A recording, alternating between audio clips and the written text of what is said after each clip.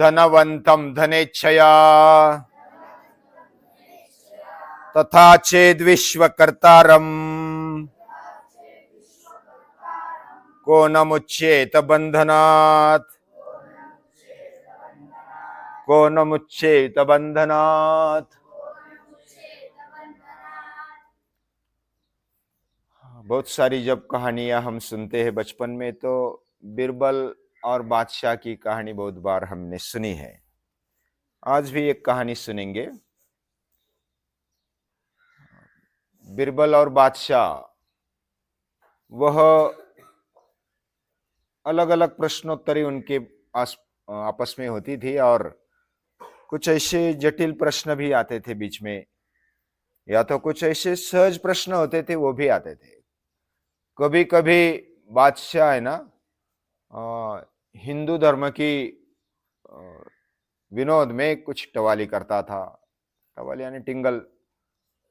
और वो बोला कि ये मूर्ति पूजा है ना, ये फालतू है, इसमें कुछ दम नहीं है। मूर्ति पूजा यह पागलपन है, या तो महर्षि क्या जटिल मतलब कठिन, या तो ज्यादा उलझी हुई, अटकी हुई, ऐसी जटिल यानी कठिन। तो ऐसे अलग अलग प्रश्न कभी बिरबल पूछता था, कभी बादशाह पूछता था। तो बादशाह ने क्या पूछ लिया कि तुम्हारी हिंदू धर्म में है ना मूर्ति पूजा करते हैं, ये पागलपन है। और ये क्या पत्थर की मूर्ति बनाए, उसके सामने फिर गिड़गिड़ाते हैं, रोते हैं, फिर भक्ति करते हैं, और कुछ नाटक जैसा लगता है मुझे। तो बिरबल बोला कि ये आपने कहा, लेकिन ये सही नहीं है। मूर्ति पूजा ये बहुत ही अच्छा तरीका है भक्ति करने का, और भक्ति की शुरुआत एक साधन है, मन को ऊंचाई तक ले जाने का साधन ये मूर्ति पूजा है। और वो हमारे जीवन को भी अच्छा बनाता है और भी बहुत कुछ देता है। और ये मैं सप्रमाण सिद्ध कर सकता हूं, लेकिन उसके लिए एक तो समय चाहिए, 4-6 महीने तो चाहिए, और 25,000 रुपये खर्चा आएगा। तो बादशाह बोलता है कि ठीक है, 25,000 तिजोरी से मैं एक चिट्ठी लिखवा कर देता हूं, ले लो, और चलो मैं ट्रायल देखने के लिए तैयार हूं। तो बिरबल ने क्या किया, बिरबल ने वो 25,000 ले लिए और तुरंत उसी दिन एक वेश्या के पास जाता है। वही दिल्ली में तो वो राजधानी थी, और वेश्या के पास जाता है। वेश्या यानी जो दासी बोलते हैं, या तो देवदासी कोई कोई बोलते हैं, लेकिन देवदासी का अर्थ अलग है। लेकिन देवदासी को ऐसा बना दिया, ऐसी बहुत सारी परंपरा ऐसी है कि वो गलत तरीके से धर्म में घुस गई है। तो एक वेश्या के पास वो जाता है और वेश्या के घर में घुस जाता है बिरबल। वो उधर घुस गया और वेश्या को पता चला कि नरेक प्रधान आए हैं, बिरबल आए हैं। तो उसने उठकर नमस्कार किया, बोलो आपकी क्या सेवा करूं, कुछ गीत सुनाओ, कुछ नृत्य करके दिखाओ, आपको प्रसन्न करने के लिए क्या किया जाए। अभी डायरेक्ट प्रधानमंत्री आए हैं ना, प्रधानमंत्री घर में आ गए और एक वेश्या के घर में। तो उसको बहुत आश्चर्य लगा, बोलो आपकी क्या सेवा करो। तो बाकी भी जो वेश्या की दास दासी थी उसके साथ, तो बिरबल बोला कि मुझे आपसे एकांत में बात करना है। तो बाकी दासियों ने समझ लिया, वो चली गई। वो अकेली फिर उस रूम में रह गई और बिरबल बोलता है कि ये लो 10,000 रुपए। 10,000 रुपए उसके हाथ में। अभी उस जमाने के 10,000 रुपए दे दिए और बिरबल बोला कि तू अभी आज के आज या तो कल तू साध्वी होना है, और साध्वी होकर के क्या करना, इधर से 2 मील दूर एक नगर सेठ की हवेली है, उधर मैं एक रूम बुक करके रखा है, उधर रहना। एक अच्छा सा साध्वी का ड्रेस पहना, बहुत ही टिप टॉप होना चाहिए, और एक मूर्ति बनाना, सोने के फ्रेम में मड़ी हुई ऐसी बादशाह की फोटो बनाना और उसकी पूजा करना, अर्चना करना, और बाद में जो भी आएंगे ना उनको प्रसादी देना। प्रसादी में क्या क्या देना, बतासा और कुछ ऐसा शक्कर, और जो भी प्रसादी दी जाती है उसको भर भर के देना, मुट्ठी भर के, या तो कोई भी ज्यादा भरपूर प्रसादी देना।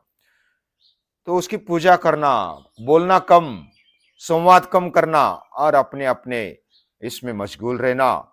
और इसको किसी की भनक नहीं लगनी चाहिए कि मैं ऐसा कर रही हूं और तू है उधर, ऐसी किसी को भनक नहीं लगनी चाहिए। वो होशियार थी, चंदा नाम था उसका।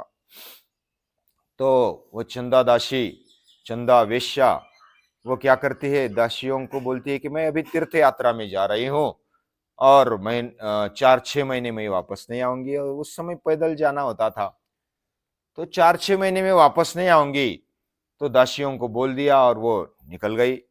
और निकल गई तो 2 मील दूर एक नगर सेठ की हवेली थी, उधर बिरबल ने तो एक कोठी, एक हवेली बुक करके रखी थी। उधर एक रूम में फिर मूर्ति बनाई, मूर्ति यानी वो फ्रेम बनाया, और सोने की फ्रेम से वो बादशाह का फोटो उधर लगवाया, और उसकी पूजा अर्चा, उसको हार चढ़ाना, फूल चढ़ाना, अगरबत्ती लगाना, और बाद में फिर उसको प्रदक्षिणा डालना, और सभी को जो भी आए वो उसको प्रसाद देना, भर भर के प्रसाद देना, बतासा, शक्कर, और जो भी हमें अच्छा लगे वो प्रसाद उधर मिलता था। तो धीरे धीरे क्या हो गया, उधर एक साध्वी आई है और बहुत ही सरल है, साध्वी साध्वी है, यानी बहुत ही अच्छी है, और वो पूजा करती है और प्रसाद बांटती है।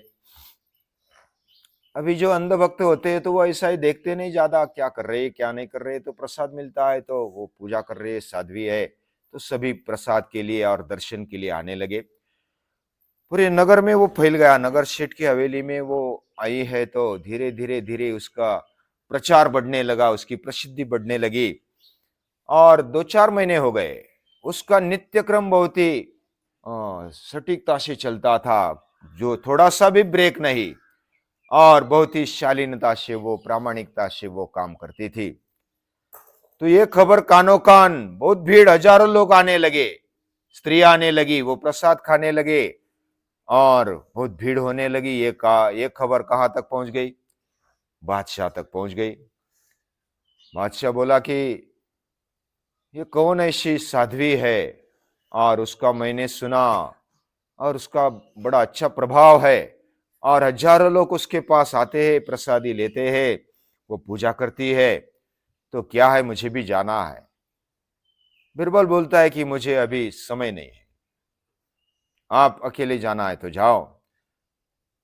तो बादशाह ऐसा सुनने के बाद फिर बोलता है कि आज नहीं तो कल चलेंगे, लेकिन आप साथ होंगे तो अच्छा रहेगा, तो मुझे भी दर्शन करने हैं उसके।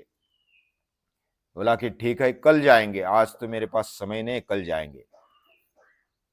तो कल जाने वाले थे, तो आज वो फिर वेश्या के पास मिलने के लिए आता है, चंदा के पास, और बोलता है कल थोड़ी ज्यादा तैयारी करके रखना, प्रसादी और थोड़े भरजरी वस्त्र भी रखना, और कुछ गद्दी तकिया और कुछ सजा कर रखना, बादशाह खुद आने वाले। और ज्यादा ध्यान देने ना, बादशाह भी आए ना, अपनी पूजा में मगन रहना, इधर उधर नहीं देखना, जब पूजा हो जाए बाद में उठना उधर से, और फिर प्रसादी देना और कुछ वस्त्र देना, सम्मान करना, बादशाह का ऐसा सम्मान करना कि वो आश्चर्यचकित हो जाए। तो ये सब बताकर वो आ गए। फिर दूसरे दिन बादशाह और बिरबल आते हैं और चंदा के पास जाते हैं।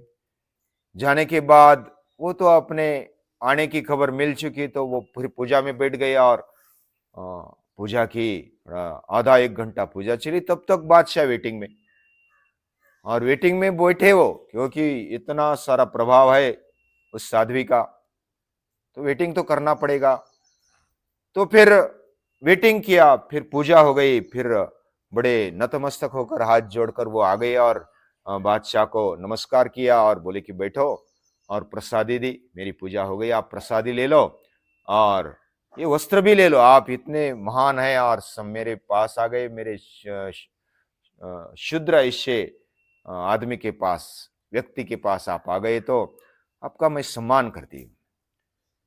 तो बिठाया, बिठाने के बाद प्रसादी दी। वो बहुत प्रभावित हुए कि इतनी अच्छी भी साध्वी होती है और बड़ा प्रभाव है उसका, क्या बात है। तो उसने फिर क्या किया कि मैं आपको देखकर और आपकी पूरी आधारा साधना को देखकर मैं प्रसन्न हूं, और ये सब ऐसा प्रभाव देखकर मैं प्रसन्न हुआ हूं। तुझे मैं 5 गांव और 1 लाख रुपया तुरंत दे देता हूं, बख्शिश। अभी बादशाह बोलता है तो कौन ना बोलेगा। तो 1 लाख रुपया, रुपया ने वो मोहरा उस समय के, और 5 गांव इनाम, ये सब तो बिरबल ने तुरंत दस्तावेज कर लिए और साइन कर दिया। बादशाह का भी साइन ले लिया और वो सब दे दिया, तुरंत दे दिया। और ये सब होने के बाद अभी उठने लगे। उठने के साथ साथ बादशाह बोला कि आप किसकी पूजा करती है? तो वो चंदा बोलती है कि आप देख लो, मैं पूजा कर रही हूं।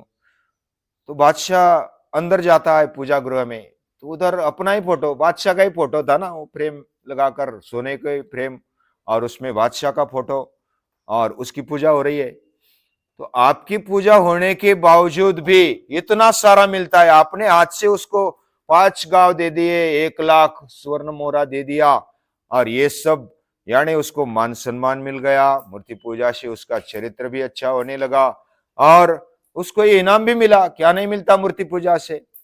यानी बिरबल ने प्रैक्टिकल करके दिखाया और बादशाह को बोला कि ये साधारण स्त्री है, वो वेश्या है और दिल्ली की रहने वाली है, और 6 महीने में आपको जो मैंने बताया था अभी आप मान लो कि मूर्ति पूजा ये प्रभावकारी है हमारे मन पर और पूरे जीवन पर प्रभाव डालती है। साधारण बादशाह की भी पूजा की जाए तो इतना मिलता है, तो साक्षात जगदीश को, यानी कि पूरे जगत के ईश की अगर पूजा करेंगे, उसकी आराधना करेंगे तो क्या नहीं मिलेगा। यानी आदरेण यथा स्तौति धनवंतम धनेच्छया तथा चेद विश्व कर्तारम, ये विश्व के बादशाह की पूजा करेंगे तो क्या नहीं मिलेगा, सब कुछ मिलेगा। इस शॉर्टकट में हमने कहानी सुनी। हम तो जो दिखता है उस पर ज्यादा लट्टू हो जाते हैं, उसके प्रभाव में आ जाते हैं, लेकिन ये सब प्रभाव निर्माण करने वाली शक्ति कुछ अलग है, और वो जगदीश है, जगदीश्वर है, परमेश्वर है। उसकी पूजा, उसकी अर्चना करेंगे तो क्या नहीं मिलेगा। हमारे मन को उधर लगाए, मन को महान बनाए, ऊंचा बनाए, और उसकी पूजा करे, अर्चना करे। उसको नमस्कार है, प्रणाम।